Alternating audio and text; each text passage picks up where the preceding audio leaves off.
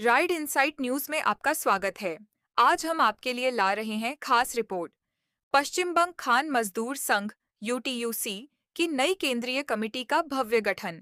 रविवार को कुल्टी विधानसभा के सांकतोड़िया स्थित बांधव समिति भवन में हुए 17वें सम्मेलन का उद्घाटन स्वर्गीय मधु बनर्जी को पुष्पांजलि अर्पित कर और 1 मिनट मौन रखकर हुआ।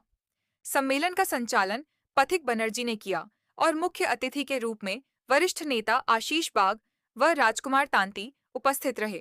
वहीं सम्मेलन के सभापति सुशील कुमार ने किया।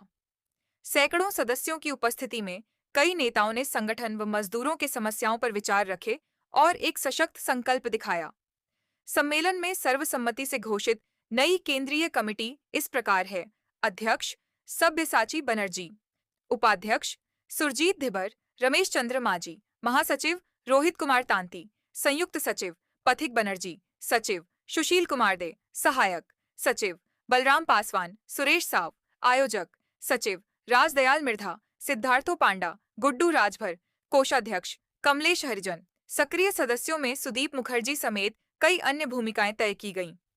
सम्मेलन को संबोधित करते हुए पथिक बनर्जी ने स्पष्ट किया कि नई कमेटी स्वर्गीय मधु बनर्जी की परंपरा को आगे बढ़ाते हुए संगठन को नई दिशा देगी और मनोज जी के समय के बाद मजबूती से आगे बढ़ाएगी। संगठन ने मजदूरों के अधिकार, रोजगार सुरक्षा और क्षेत्रीय कल्याण को प्राथमिकता देने का संकल्प लिया है।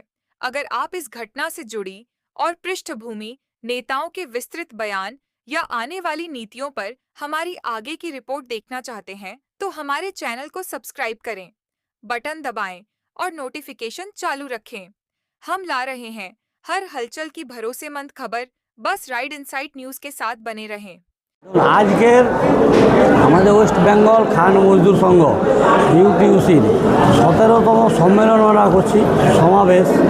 আমাদের যিনি মধুবাবু মারা যাওয়ার পর মনোজ দাস জেনারেল সেক্রেটারি ছিলেন, আজ 3-4 মাস হয়েছে উনি মারা গেছেন। তারপর আমাদের জয়েন্ট জেনারেল সেক্রেটারি এবং আমাদের যে সেন্ট্রাল কমিটি সেইটা নতুন করে তৈরি করার জন্য আজ গত 5 থেকে 7-6 বছর আমাদের কোনো কমিটি তৈরি হয়নি। 5 বছর পর পর মোটামুটি আমাদের নিয়ম আছে একটা কনফারেন্স করে আর নতুন সেন্ট্রাল কমিটি করা, যে কমিটি আপনার আমাদের ইস্টার্ন কোলফিল্ডস লিমিটেড ম্যানেজমেন্টের সঙ্গে পরিচালনা করবে আমাদের শ্রমিকের স্বার্থে এবং ম্যানেজমেন্টের স্বার্থে।